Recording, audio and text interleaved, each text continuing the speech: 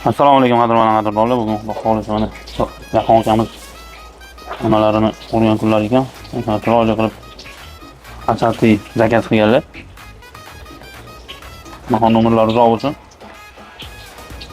Yoshlariga yosh qo'shilib, bolalarga bosh bo'lib, Xudo xohlasa o'ylagan barcha niyatlariga yetkazib, kimga shunaqa xizmatlar kerak bo'lsa, tug'ilgan kun, bankit yoki kimgadir xursand qilmoqchi bo'lsanglar, mana shunaqa chiroyli qilib asartilarimizdan zakaz qilsanglar, go'zal qilib beramiz. Hop, bu asartimizni narxi 800 ming so'm shu turishi.